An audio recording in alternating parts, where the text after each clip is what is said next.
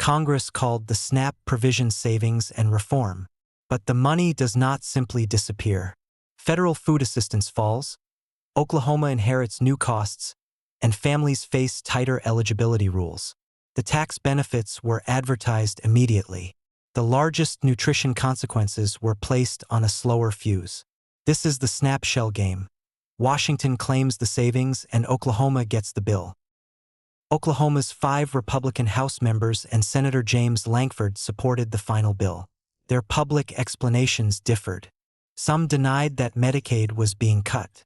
Some called the reductions reform. Others emphasized taxes, border security, agriculture, or energy while saying little about SNAP. The labels differed, but all 6 helped pass the same law. The Congressional Budget Office estimates that the law reduces federal SNAP spending by nearly $187 billion over 10 years. It also projects about 2.4 million fewer participants in an average month. Those savings come from fewer people receiving assistance, lower benefits for some families, slower future benefit growth, and costs shifted onto the states. The sequence matters. The law was signed in July 2025, but the largest state costs were delayed. Eligibility restrictions began affecting households first. Oklahoma's administrative bill rises in October 2026. The much larger benefit cost transfer can begin in October 2027. Voters heard about the tax provisions long before state taxpayers saw the invoice. Beginning October 1, 2026, the federal share of SNAP administrative costs falls from 50% to 25%. Oklahoma must pay the remaining 75%. Oklahoma Human Services requested about $25.5 million in additional state funding. That money operates the program. It does not buy one additional bag of groceries. The federal government has historically paid the full cost of SNAP food benefits. Beginning in October 2027, states with higher payment error rates must pay part of those benefits. Oklahoma's fiscal year 2025 rate was 11.04%.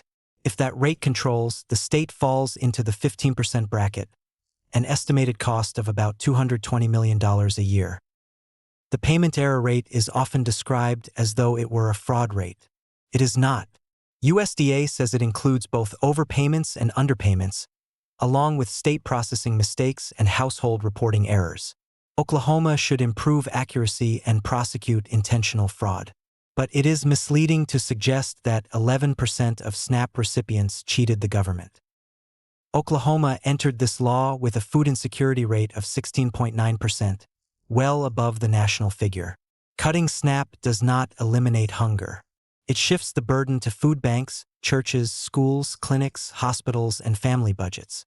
The federal ledger may improve while the same need becomes more expensive somewhere else.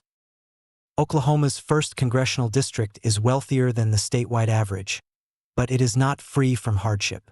More than 101,000 residents live below the poverty line, and the district includes about 40,000 veterans. When food benefits fall, Tulsa area grocers lose sales, food banks face more demand, and families have less money for rent, utilities, and medicine. SNAP is not merely a transfer payment.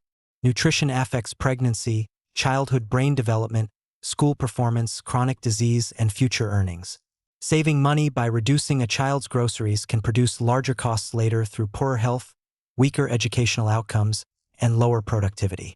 Food assistance is also an investment in Oklahoma's future workforce. Richard Nixon did not create the food stamp program, but his administration greatly expanded it. In 1969, he told Congress that hunger in an affluent country was embarrassing and intolerable, and that a proper diet was a basic determinant of health. That was a Republican argument based on morality, public health, and national self-interest, not a rejection of personal responsibility. This is the central contradiction. The reductions were described as misinformation, fear-mongering, and made-up claims. Yet supporters also celebrated historic spending reductions and major entitlement reform. Both cannot be true. The money was not saved by magic. It came from reduced federal spending, tighter eligibility, fewer participants, and costs shifted to the states. These are not partisan trick questions. They are basic accountability questions. Did Oklahoma's delegation know the potential state cost before voting? Where should Oklahoma find the money? How many people did they expect to lose assistance? Will they support delaying or repealing the cost shift? And will they clearly distinguish administrative payment errors from intentional fraud? Congress did not eliminate the cost of hunger. It moved the cost from the federal budget to Oklahoma and from government spreadsheets into grocery budgets, food banks, classrooms, clinics, and hospitals. Earlier Republican leaders understood that adequate nutrition was both a moral obligation and a public investment. Today's delegation should explain why Oklahoma families were not told the full price before the vote.